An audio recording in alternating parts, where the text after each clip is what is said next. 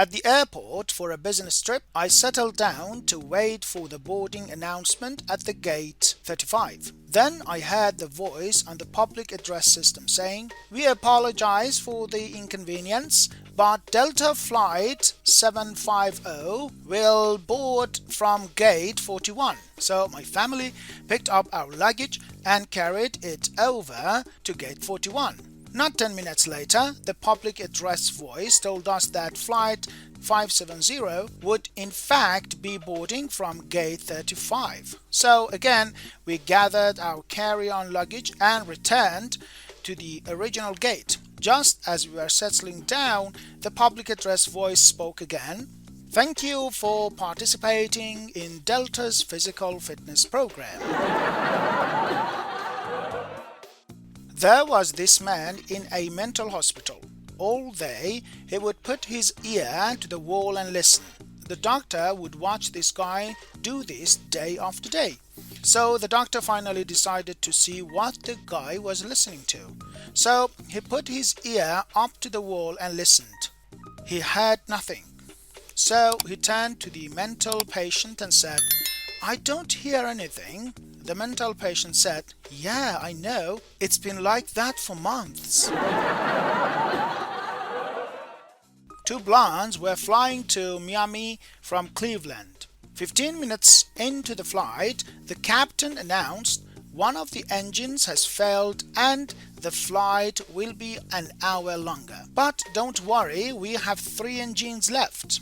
30 minutes later, the captain announced, "One more engine has failed and the flight will be 2 hours longer. But don't worry, we have 2 engines left." An hour later, the captain announced, "One more engine has failed and the flight will be 3 hours longer. But don't worry, we have 1 engine left."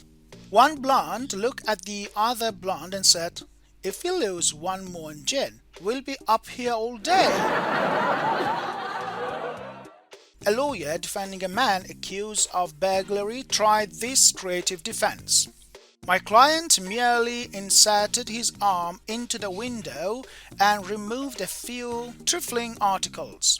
His arm is not himself, and I fail to see how you can punish the whole individual for an offense committed by his limb."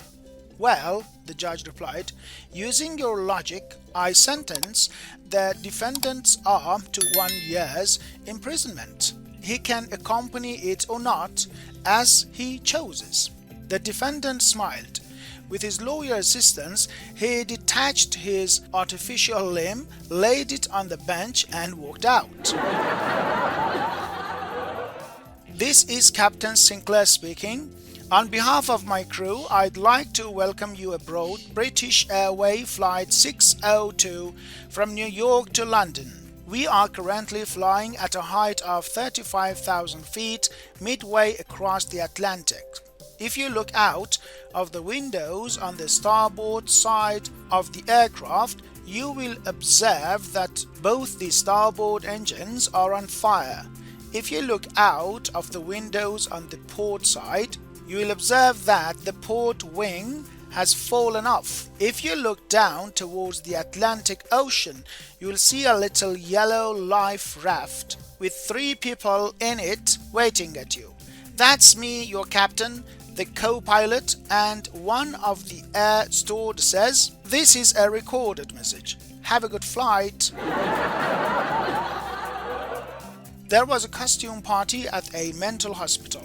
The theme of the party was war. The first person comes up onto the stage and says, "I'm an atomic bomb." He gets his applause and steps down. The second person comes up and says, "I'm a hydrogen bomb." Again, there's applause and he steps down. And then a naked little man comes up to the stage and says, "I'm dynamite." Everybody runs away hysterically. When one of them is asked why, he says, "Didn't you see how small his fuse was?" A blonde went to a flight school insisting that he wanted to learn to fly. As all the planes were currently in use, the owner agreed to instruct her by radio on how to pilot the solo helicopter.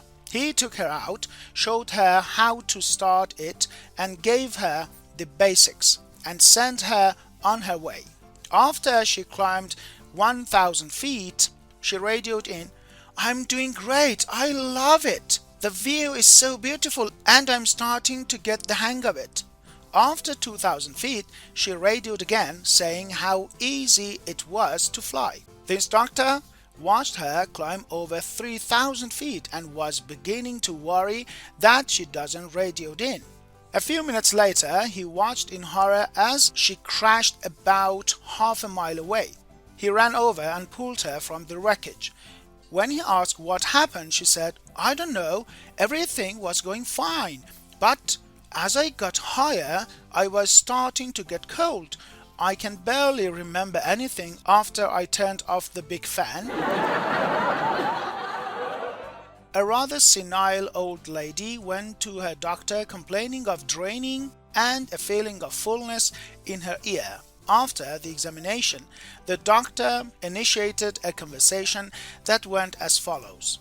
Doctor: "Why, madam, I think you have a suppository in your ear." Lady: Doctor: "Madam, you have a suppository in your ear." Doctor shouting, "In your ear, a suppository." "Oh, thank goodness. Now I know where I put my hearing aid."